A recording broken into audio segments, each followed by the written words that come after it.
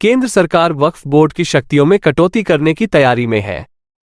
निकट भविष्य में वक्फ बोर्ड पहले की तरह किसी भी संपत्ति को स्वेच्छा से अपनी संपत्ति नहीं घोषित कर पाएंगे। उन्हें अपने बोर्डों में महिलाओं की भागीदारी भी सुनिश्चित करनी होगी। मोदी सरकार सोमवार को लोकसभा में वक्फ बोर्ड अधिनियम 1954 में संशोधन के लिए विधेयक पेश करने की तैयारी कर रही है। इससे पहले शुक्रवार को कैबिनेट की बैठक में वक्फ अधिनियम में 40 संशोधन के प्रस्ताव को मंजूरी दे दी गई है। आखिर यह वक्फ एक्ट क्या है? वक्फ बोर्ड के पास कितनी जमीन है? सरकार यह संशोधन क्यों कर रही है और विरोध में क्या क्या दलीलें दी जा रही हैं? आइए आपको आज के इस वीडियो में ये सारे सवालों के जवाब देते हैं। दरअसल वर्ष 1954 में जवाहरलाल नेहरू की सरकार के समय वक्फ एक्ट 1954 पास किया गया, जिसका मकसद वक्फ से जुड़े कामकाज को सरल बनाना और जरूरी प्रावधान करना था। इस एक्ट में वक्फ की संपत्ति पर दावे से लेकर रखरखाव तक को लेकर प्रावधान था। वक्फ एक्ट मुस्लिम समुदाय की संपत्तियों और धार्मिक संस्थानों के प्रबंधन और नियमन के लिए बनाया गया कानून है।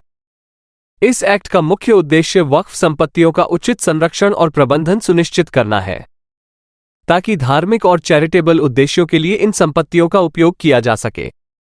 वक्फ चूंकि एक अरबी शब्द है जिसका अर्थ है रोकना या फिर समर्पण करना। इस्लाम में वक्फ संपत्ति एक स्थायी धार्मिक और चैरिटेबल ट्रस्ट के रूप में समर्पित की जाती है, जिसका उपयोग धार्मिक उद्देश्यों, गरीबों की मदद, शिक्षा आदि के लिए किया जाता है। वक्फ संपत्तियों का प्रबंधन करने के लिए प्रत्येक राज्य में एक वक्फ बोर्ड का गठन किया गया है और यह बोर्ड वक्फ संपत्तियों का पंजीकरण, संरक्षण और प्रबंधन करता है। वक्फ एक्ट के तहत सभी वक्फ संपत्तियों का पंजीकरण अनिवार्य है। ये पंजीकरण संबंधित राज्य वक्फ बोर्ड में किया जाता है। वक्फ बोर्ड को वक्फ संपत्तियों की देखरेख, मरम्मत और विकास की जिम्मेदारी दी गई है।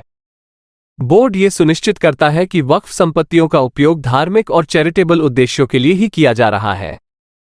वक्फ बोर्ड के पास वक्फ संपत्तियों का निरीक्षण करने और उन पर नियंत्रण रखने का भी अधिकार है। आपको बता दें कि यह बोर्ड वक्फ संपत्तियों के प्रबंधकों की नियुक्ति और उनके कार्यों की भी समीक्षा करता है। अब सवाल उठता है कि मोदी सरकार का क्या प्लान है और वक्फ एक्ट में क्या क्या बदलाव होने जा रहे हैं। दरअसल शुक्रवार को कैबिनेट ने वक्फ अधिनियम में करीब 40 संशोधनों को मंजूरी दे दी है। मोदी सरकार कैबिनेट में वक्फ बोर्ड की किसी भी संपत्ति को वक्फ संपत्ति बनाने की शक्तियों पर अंकुश लगाना चाहती है। इन संशोधनों का उद्देश्य किसी भी संपत्ति को वक्फ संपत्ति के रूप में नामित करने के वक्फ बोर्ड के अधिकार को प्रतिबंधित करना है। वक्फ बोर्ड द्वारा संपत्तियों पर किए गए दावों का अनिवार्य रूप से सत्यापन किया जाएगा। संशोधन विधेयक पारित होने के बाद वक्फ संपत्तियों के मैनेजमेंट और ट्रांसफर में बड़ा बदलाव आएगा। सूत्रों का कहना है कि कानून में संशोधन की वजहों का भी जिक्र किया गया है। इसमें जस्टिस सच्चर आयोग और के रहमान खान की अध्यक्षता वाली संसद की संयुक्त कमेटी की सिफारिशों का भी हवाला दिया गया है। चूंकि मौजूदा कानून के मुताबिक राज्य और केंद्र सरकार वक्फ संपत्तियों में दखल नहीं दे सकती है। संशोधन के बाद वक्फ बोर्ड को अपनी संपत्ति जिला मजिस्ट्रेट के दफ्तर में रजिस्टर करानी होगी, ताकि संपत्ति का मूल्यांकन किया जा सके, राजस्व की जांच हो सकेगी। नए बिल में यह प्रावधान न होगा कि सिर्फ मुस्लिम ही वक्फ संपत्ति बना सकते हैं। वोट के स्ट्रक्चर में बदलाव किया जाएगा और इसमें महिलाओं की हिस्सेदारी भी सुनिश्चित की जाएगी। राज्यों में वक्फ बोर्ड में महिला सदस्य शामिल होंगी। प्रत्येक राज्य बोर्ड में 2 और केंद्र परिषद में 2 महिलाएं होंगी। अभी तक महिलाएं वक्फ बोर्ड और काउंसिल के सदस्य नहीं हैं। वक्फ बोर्ड की विवादित और पुरानी संपत्ति का नए सिरे से सत्यापन हो सकेगा। नया संशोधन उन संपत्तियों पर भी लागू होगा जिन पर वक्फ बोर्ड और या किसी व्यक्ति ने दावे प्रति दावे किए हैं। प्रस्तावित एक्ट के मुताबिक बात करें तो वक्फ बोर्ड द्वारा किए गए सभी दावों का अनिवार्य और पारदर्शी सत्यापन जरूरी होगा। वक्फ एक्ट की धारा 19 और 14 में बदलाव होगा।